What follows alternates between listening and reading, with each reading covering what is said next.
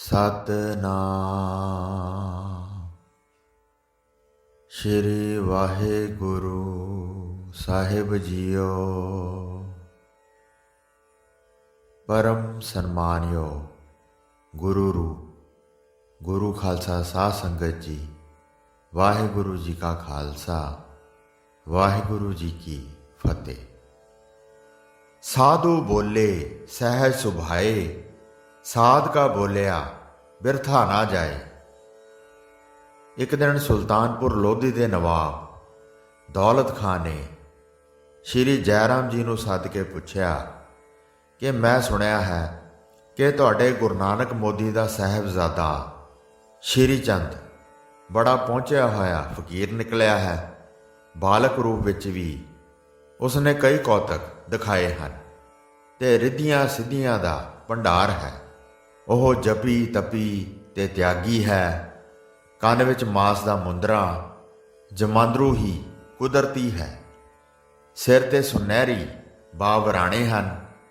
जन्म समय भी तन ते विभूत सी ते कोई फकीर उसका सानी नहीं। बिल्कुल इलाही सूरत है। कि यह गल सच है? शहर विच बाबा श्री चंद जी की बड़ी चर्चा है। अगों जयराम होरी बड़े अदब नाल कहण लगे, हजूर यह गल जो तुसां कही है जां सुनी है ठीक ही है। साडे लई तां श्री गुरु नानक देव जी ਅਤੇ ਬਾਬਾ ਸ਼੍ਰੀ ਚੰਦ ਜੀ ਈਸ਼ਵਰ ਦਾ ਰੂਪ ਹਨ, ਪਰ ਤੁਸੀਂ ਆਪ ਚੱਲ ਕੇ ਦਰਸ਼ਨ ਕਰ ਲਓ।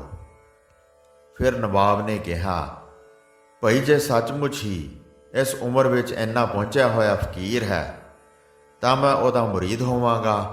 ਚਲੋ ਚੱਲ ਕੇ ਦਰਸ਼ਨ ਕਰੀਏ। ਇੰਨਾ ਆਖ ਕੇ ਨਵਾਬ ਘੋੜੇ ਤੇ ਚੜ੍ਹ ਕੇ ਕਾਜ਼ੀ ਕੋਲ ਗਿਆ ਤੇ ਸਾਰੀ ਦਿਲ ਦੀ ਵਿਚਾਰ ਉਸ ਨੂੰ ਸੁਣਾਈ। ਕਾਜ਼ੀ ਸੁਣ ਕੇ ਕਹਿਣ ਲੱਗਾ, ਤੁਸੀਂ ਐਡੇ ਵੱਡੇ ਬਾਦਸ਼ਾਹ ਹੋ ਕੇ ਬਾਲਗ ਦੇ ਦੀਦਾਰ ਲਈ ਆਪ ਚੱਲ ਕੇ ਜਾਂਦੇ ਹੋ। ਇਸ ਨਾਲ ਤੁਹਾਡੀ ਸ਼ਾਨ ਵਿੱਚ ਫਰਕ ਪਵੇਗਾ। ਫਿਰ ਨਵਾਬ ਨੇ ਕਿਹਾ, ਕਾਜ਼ੀ ਸਾਹਿਬ ਅੱਗੇ ਤਾਂ ਤੁਸੀਂ ਉਸ ਬਾਲਗ ਦੀ ਸਿਫਤ ਕਰਦੇ ਸੀ, ਪਰ ਅੱਜ ਇਸ ਤੋਂ ਉਲਟ ਜਾ ਰਹੇ ਹੋ। ਇਹ ਕੀ ਗੱਲ ਹੈ? ਅੱਗੋਂ ਕਾਜ਼ੀ ਕਹਿਣ ਲੱਗਾ, ਨਵਾਬ ਸਲਾਮਤ, ਇਸ ਵਿੱਚ ਤਾਂ ਸ਼ੱਕ ਨਹੀਂ। ਬਾਲਕ ਵਾਕਿਆ ਹੀ ਬੇਗਰਜ਼ ਖੁਦਾ ਦੀ ਦਰਗਾਹੇ ਪਹੁੰਚਿਆ ਹੋਇਆ ਫਕੀਰ ਹੈ, ਪਰ ਆਪ ਪਾਤਸ਼ਾਹ ਹੋ, ਛੋਟੇ ਆਦਮੀ ਦੇ ਦਰ ਤੇ ਜਾਣਾ ਸ਼ੋਭਦਾ ਨਹੀਂ। ਇਹ ਗੱਲ ਚੰਗੀ ਨਹੀਂ। ਪਰ ਨਵਾਬ ਦੇ ਮਨ ਤੇ ਬਾਬਾ ਸ਼੍ਰੀ ਚੰਦ ਜੀ ਦੀ ਮਹਿਮਾ ਦਾ ਕਾਫੀ ਅਸਰ ਸੀ। ਉਹ ਕਹਿਣ ਲੱਗੇ, ਜੇ ਸੱਚਮੁੱਚ ਹੀ ਅਜਿਹੀਆਂ ਗੱਲਾਂ ਜੋ ਲੋਕ ਕਹਿੰਦੇ ਹਨ ਜਾਂ ਤੁਸੀਂ ਦੱਸਦੇ ਹੋ ਹੋਇਆ ਤਾਂ ਉਹ ਮੇਰਾ ਪੀਰ ਹੈ, ਮੈਂ ਉਹਦਾ ਮੁਰੀਦ ਬਣਾਂਗਾ। ਪਰ ਜੇ ਇਹ ਗੱਲਾਂ ਝੂਠੀਆਂ ਹੋਈਆਂ ਤਾਂ ਮੈਂ ਉਸ ਦਾ ਚਲਾਨ ਕਰਾਂਗਾ। ਜਦ ਕਾਜ਼ੀ ਨੇ ਦੇਖਿਆ ਕਿ ਨਵਾਬ ਸਾਹਿਬ ਜ਼ਰੂਰ ਬਾਬਾ ਜੀ ਦੇ ਦਰਸ਼ਨਾਂ ਨੂੰ ਜਾਣਗੇ ਤੇ ਰੁਕਦੇ ਨਹੀਂ, ਤਾਂ ਕਹਿਣ ਲੱਗਾ, ਚਲੋ ਹਜ਼ੂਰ ਫਿਰ ਦੇਖੀਏ ਭਲਾ ਉਹ ਕਿਹੋ ਜਿਹਾ ਬਾਲਕ ਹੈ। ਤਦ ਨਵਾਬ ਦੇ ਨਾਲ ਸਵਾਰ 7ਵਾਂ ਕਾਜ਼ੀ, 8ਵਾਂ ਜੈਰਾਮ ਜੀ ਤੇ 9ਵਾਂ ਨਿੱਧਾ ਮਿਸ਼ਰ, ਇਹ 8 ਜਾਣੇ ਜੈਰਾਮ ਜੀ ਨਾਲ ਘੋੜਿਆਂ ਤੋਂ ਉਤਰ ਕੇ ਬਾਬਾ ਜੀ ਦੇ ਦਰਸ਼ਨਾਂ ਨੂੰ ਗਏ ਤੇ ਉੱਥੇ ਪਹੁੰਚੇ ਜਿੱਥੇ ਸ਼੍ਰੀ ਗੁਰੂ ਨਾਨਕ ਸਾਹਿਬ ਦੀ ਬੇਰ ਹੈ।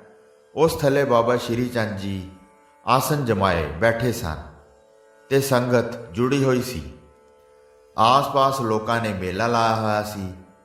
ਫਿਰ ਜਾਂਦਿਆਂ ਹੀ ਨਵਾਬ ਸਾਹਿਬ ਨੇ ਬਾਬਾ ਜੀ ਤੇ ਪਹਿਲਾ ਸਵਾਲ ਕੀਤਾ ਕਿ ਸੂਰਮਾ ਕੌਣ ਹੈ। ਅੱਗੋਂ ਬਾਬਾ ਜੀ ਮੁਸਕਰਾਏ ਤੇ ਕਹਿਣ ਲੱਗੇ, ਸੂਰਮਾ ਉਹ ਹੀ ਹੈ ਜੋ ਦੁਖਾਇਆ ਵੀ ਨਾ ਦੁਖੇ। ਫਿਰ ਦੂਜਾ ਸਵਾਲ ਨਵਾਬ ਨੇ ਕੀਤਾ, ਧੀਰਜਵਾਨ ਕੌਣ ਹੈ। ਜਾਣੀ ਜਾਣ ਬਾਬਾ ਜੀ ਨੇ ਨਵਾਬ ਦੇ ਦਿਲ ਦੀਆਂ ਜਾਣ ਕੇ ਠੀਕ ਉੱਤਰ ਦੇ ਕੇ ਦਿਲ ਦੇ ਸਾਰੇ ਸ਼ੰਕੇ ਨਿਵਰਤ ਕਰ ਦਿੱਤੇ। ਨਵਾਬ ਤੇ ਕਾਜ਼ੀ ਸਭ ਨੇ ਝੁਕ ਕੇ ਮਹਾਰਾਜ ਅੱਗੇ ਸਜਦਾ ਕੀਤਾ ਤੇ ਹੋਰ ਸਾਥੀਆਂ ਨੇ ਵੀ ਸਜਦਾ ਕੀਤਾ ਤੇ ਨਵਾਬ ਦੌਲਤ ਖਾਂ ਬਾਬਾ ਜੀ ਦਾ ਮੁਰੀਦ ਬਣ ਕੇ ਮਨ ਦੀ ਸ਼ਾਂਤੀ ਪ੍ਰਾਪਤ ਕਰਕੇ ਫਿਰ ਘੋੜਸਵਾਰਾਂ ਸਾਥੀਆਂ ਸਣੇ ਵਾਪਸ ਆਪਣੇ ਮਹਿਲਾਂ ਵਿੱਚ ਪੁੱਜ ਗਿਆ। ਫਿਰ ਬਾਬਾ ਸ਼੍ਰੀ ਚੰਦ ਜੀ ਦੁਨੀਆ ਤਾਰਦੇ ਤਾਰਦੇ ਸਿੰਧ, ਦਵਾਰਕਾ, ਸੁਦਾਮਾਪੁਰੀ, ਗੁਜਰਾਤ ਵਿੱਚ ਅਪੜੇ ਤੇ ਇੱਧਰ ਦੇ ਕਈ ਲੋਕਾਂ ਦਾ ਉਧਾਰ ਕੀਤਾ। ਜੋ ਕੋਈ ਸਾਧੂ ਮਿਲਿਆ ਉਸ ਨੂੰ ਸੱਚ ਧਰਮ ਦਾ ਉਪਦੇਸ਼ ਦੇ ਕੇ ਪਛੜੇ ਲੋਕਾਂ ਦੀ ਅਗਵਾਈ ਤੇ ਲਾਇਆ। ਇਸ ਤਰ੍ਹਾਂ ਧਰਮ ਦਾ ਠੋਸ ਤੇ ਗੁੱਝਾ ਪ੍ਰਚਾਰ ਕਰਦੇ ਰਾਜਸਥਾਨ ਆਏ। ਇੱਥੇ ਹਿੰਦੂ ਰਾਜਪੂਤਾਂ ਨੂੰ ਸੁਸਤੀ ਵਿੱਚ ਜਾਂਦਿਆਂ ਦੇਖ ਕੇ ਬਾਬਾ ਜੀ ਦਾ ਮਨ ਦੁਖਿਆ।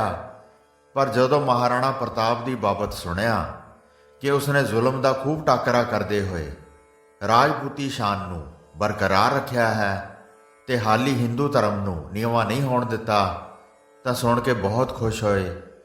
ਫਿਰ ਉਦੈਪੁਰ ਪੁੱਜੇ। ਇਨੀ ਦਿਨੀ ਮਹਾਰਾਣਾ ਪ੍ਰਤਾਪ ਅਕਬਰ ਪਾਸੋਂ ਚਿਤੌੜ ਦਾ ਕਿਲ੍ਹਾ ਛੁਡਵਾਉਣ ਦੀਆਂ ਸਕੀਮਾਂ ਸੋਚ ਰਿਹਾ ਸੀ ਤੇ ਨਾਲ ਜੰਗ ਦੀਆਂ ਤਿਆਰੀਆਂ ਵਿੱਚ ਰੁੱਝਾ ਹੋਣ ਕਰਕੇ ਬਹੁਤ ਘਬਰਾਇਆ ਹੋਇਆ ਸੀ। ਰਾਤ ਨੂੰ ਸੁਪਨੇ ਵਿੱਚ ਭਗਵਾਨ ਨੇ ਉਸ ਨੂੰ ਦਰਸ਼ਨ ਦਿੱਤੇ। ਜਦ ਮਹਾਰਾਣਾ ਸਵੇਰੇ ਉੱਠਿਆ ਤਾਂ ਉਸਨੇ ਸੁਣਿਆ ਕਿ ਇੱਕ ਐਸਾ ਸਾਧੂ ਆਇਆ ਹੈ ਜਿਸ ਦੇ ਕੰਨ ਵਿੱਚ ਮਾਸ ਦਾ ਮੁੰਦਰਾ ਹੈ ਤੇ ਸਿਰ ਤੇ ਸੁਨਹਿਰੀ ਬਾਵਰਾਨੇ ਹਨ। ਮਹਾਰਾਣੇ ਨੂੰ ਰਾਤ ਦਾ ਸੁਪਨਾ ਯਾਦ ਆਇਆ ਤਾਂ ਦਰਸ਼ਨਾਂ ਨੂੰ ਆਇਆ ਤੇ ਦਰਸ਼ਨ ਕਰਕੇ ਗਦ-ਗਦ ਹੋ ਗਿਆ। ਫਿਰ ਬੇਨਤੀ ਕੀਤੀ, ਹੇ ਦੀਨਾ ਬੰਧੂ, ਧਰਮ ਰਕਸ਼ਕ, ਸ਼ਕਤੀਵਾਨ ਭਗਵਾਨ ਜੀ, ਮੈਨੂੰ ਚਿਤੌੜਗੜ੍ਹ ਅਕਬਰ ਤੋਂ ਵਾਪਸ ਲੈਣ ਲਈ ਬਲ ਬਖਸ਼ੋ ਤਾਂ ਕਿ ਮੇਰੀ ਜਿੱਤ ਹੋਵੇ। ਬਾਬਾ ਸ਼੍ਰੀ ਚੰਦ ਜੀ ਮਹਾਰਾਜ ਮੁਸਕਰਾਏ ਤੇ ਕਹਿਣ ਲੱਗੇ, ਹਾਰ ਜਿੱਤ ਕਰਤਾਰ ਦੇ ਹੱਥ ਹੈ। ਧਰਮ ਤੋਂ ਕੁਰਬਾਨ ਹੋਣ ਵਾਲੇ ਪੱਕੇ ਤੇ ਨੇਕ ਇਰਾਦੇ ਵਾਲੇ ਇਨਸਾਨ ਤੇ ਸਦਾ ਕਰਤਾਰ ਦੀ ਜ਼ਰੂਰ ਬਖਸ਼ਿਸ਼ ਹੁੰਦੀ ਹੈ। ਫਿਰ ਮਹਾਰਾਣਾ ਪ੍ਰਤਾਪ ਨੇ ਝੁੱਕ ਕੇ ਡੰਡੌਤ ਕੀਤੀ ਤੇ ਬਾਬਾ ਜੀ ਤੋਂ ਆਸ਼ੀਰਵਾਦ ਲੈ ਕੇ ਚਲਾ ਗਿਆ। ਓੜਕ ਉਹ ਸਮਾਂ ਆਇਆ ਜਦ ਕਿ ਉਹ ਆਪਣੇ ਇਰਾਦੇ ਵਿੱਚ ਸਫਲ ਹੋਇਆ। ਉਹ ਬਾਬਾ ਸ਼੍ਰੀ ਚੰਦ ਜੀ ਮਹਾਰਾਜ ਦਾ ਸ਼ੁਕਰਗੁਜ਼ਾਰ ਹੋਇਆ। ਉਹਦੇ ਰੋਮ ਰੋਮ ਵਿੱਚ ਬਾਬਾ ਸ਼੍ਰੀ ਚੰਦ ਜੀ ਮਹਾਰਾਜ ਦਾ ਨਾਂ ਰਚ ਚੁੱਕਾ ਸੀ। ਸਿੰਧ ਦੇ ਕੁਝ ਭਗਤ ਬਾਰਠ ਵਿਖੇ ਆਏ ਤੇ ਹੱਥ ਜੋੜ ਕੇ ਬੇਨਤੀ ਕੀਤੀ ਕਿ ਹੇ ਸਰਬ ਸ਼ਕਤੀਮਾਨ, ਦੀਨ ਦੁਖੀ ਦੇ ਰਾਖੇ, ਦਿਆਲੂ ਭਗਵਾਨ ਜੀ, ਸਾਡੇ ਸਿੰਧ ਦਾ ਨਵਾਬ ਮੁਹੰਮਦ ਬਾਕੀ, ਜੋ ਨਵਾਬ ਈਸਾ ਖਾਂ ਦਾ ਪੁੱਤਰ ਹੈ, ਹਿੰਦੂਆਂ ਨੂੰ ਜ਼ਬਰਦਸਤੀ ਮੁਸਲਮਾਨ ਬਣਾ ਰਿਹਾ ਹੈ ਅਤੇ ਨਗਰ ਠੱਟਾ, ਜੋ ਈਸਾ ਖਾਂ ਦੀ ਰਾਜਧਾਨੀ ਸੀ, ਉਸ ਨੂੰ ਮੱਕਾ ਸ਼ਰੀਫ ਬਣਾਉਣਾ ਚਾਹੁੰਦਾ ਹੈ। ਮੁਹੰਮਦ ਬਾਕੀ ਨੇ ਸੰਖ, ਘੜਿਆਲ, ਤਿਲਕ ਲਗਾਉਣਾ, ਹਿੰਦੂਆਂ ਦੀ ਪੂਜਾ ਪਾਠ ਤੇ ਕਰੜੀ ਪਾਬੰਦੀ ਲਾ ਦਿੱਤੀ ਹੈ। ਮਿਹਰਾਂ ਦੇ ਸਮੁੰਦਰ ਬਾਬਾ ਸ਼੍ਰੀ ਚੰਦ ਜੀ ਦਰਦਾਂ ਭਰੀ ਕਹਾਣੀ ਸੁਣ ਕੇ ਸਹਾਰ ਨਾ ਸਕੇ ਤੇ ਝਟਪਟ ਸਿੰਧ ਪਹੁੰਚ ਗਏ। ਸੁਬਹ ਸ਼ਾਮ ਸੰਖ, ਘੜਿਆਲ, ਆਰਤੀਆਂ ਸ਼ੁਰੂ ਕਰਵਾ ਦਿੱਤੀਆਂ। ਇਹ ਖਬਰ ਜਦ ਨਵਾਬ ਪਾਸ ਪਹੁੰਚੀ ਤਾਂ ਉਸਨੇ ਕਿਹਾ ਕਿ ਆਰਤੀਆਂ ਕਰਨ ਵਾਲਾ, ਸੰਖ ਪੂਰਨ ਵਾਲਾ, ਘੜਿਆਲ ਵਜਾਉਣ ਵਾਲਾ ਪਾਗਲ ਹੈ, ਆਪੇ ਚਲਾ ਜਾਏਗਾ।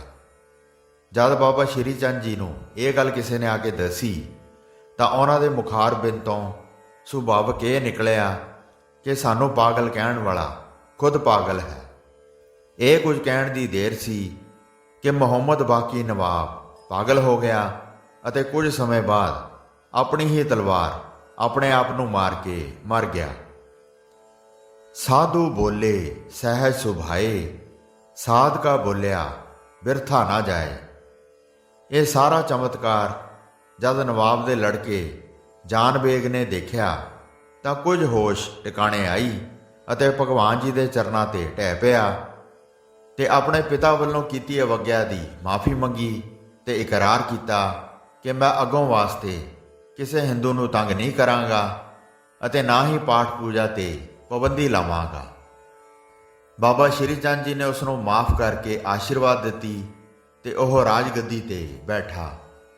ਗੱਦੀ ਤੇ ਬੈਠ ਕੇ ਜਾਨ ਬੇਗ ਨੇ ਜਿੱਥੇ ਬਾਬਾ ਜੀ ਬੈਠੇ ਸਨ ਉਸ ਥਾਂ ਨੂੰ ਯਾਦਗਾਰੀ ਅਸਥਾਨ ਬਣਾ ਦਿੱਤਾ ਜੋ ਅੱਜ ਤੱਕ ਕਾਇਮ ਹੈ ਤੇ ਉਦਾਸੀ ਮਹਾਤਮਾ ਦੇ ਹੀ ਕੰਟਰੋਲ ਵਿੱਚ ਹੈ।